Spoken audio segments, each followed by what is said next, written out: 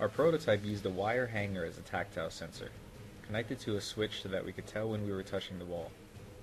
The sonar sensor told us when we hit corners, sometimes. The way that the obstacles were placed on the track turned out to cause interference, leading to late recognition of corners.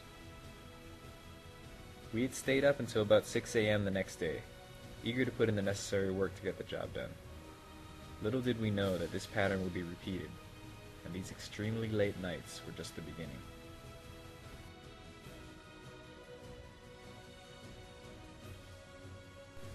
We responded to this by tweaking some values, and training the robot to use timing algorithms. This worked to get better turning on some corners, but it blinded the robot to being able to respond in real time to problems, and this would not work for the height obstacle.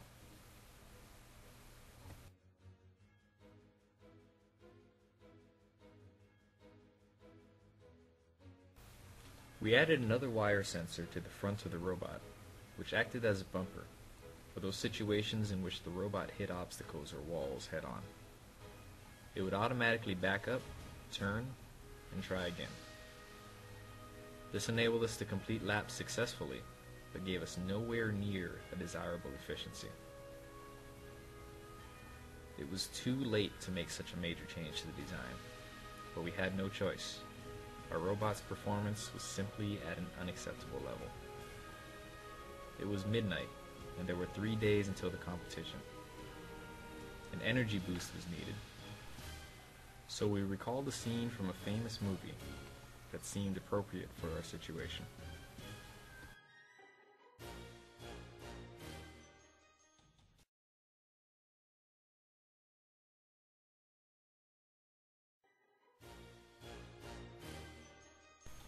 The motivation seemed to work. A reinvigorated team put their heads together, fully cognizant of the importance of this task. 3 hours later, a new sensor was designed, a spring-loaded potentiometer that gave us more than simple on-off information. This new potentiometer was attached to a wheel to reduce friction against the wall.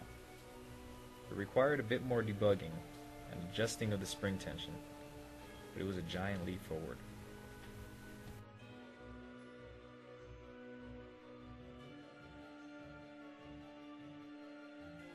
We could now test the starting algorithm, which allowed for a quick twitch that brought the car more directly under the light, and then after charging the panel would drop. We were still running on battery power, and the car was still getting caught on corners. Additionally, the robot had trouble initially lining up with the trap, as it had to approach it at a perfect angle.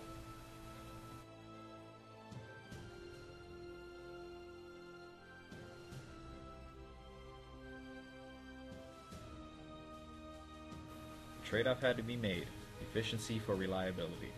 To increase reliability, we replaced the front bumper and adjusted the algorithm to make it purposefully hit the wall after dropping the solar panel, in order to easily align with the track. This strategy gave us our first successful lap on solar power. It was finally time to leave.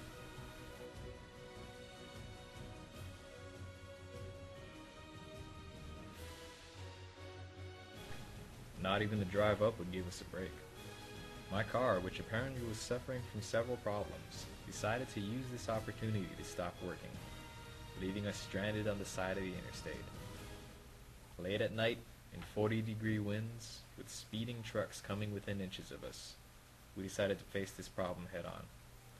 Tired and cold, we took the tools we brought along to work on the robot, and got to fixing the engine. An hour later, the car was running again, fixed with things we found in the car: a Gatorade bottle, a sock, and some electrical tape.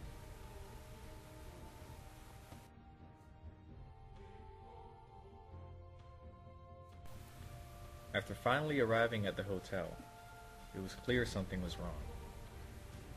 Something had happened during transportation. Now the robot was not starting up when it was supposed to. We frantically got to work, but we were not alone. The entire practice room was filled with other students making last-minute adjustments, testing out their robots and panicking when things didn't go as expected.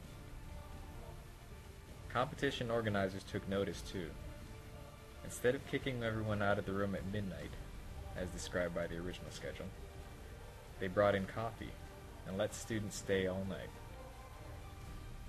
This would be our last all-nighter, and it turned out to be crucial. 5 minutes before the scheduled contest start time, we were still experiencing startup problems. We decided one of the transistors must have gone bad, and so we replaced them. It didn't appear to pay off.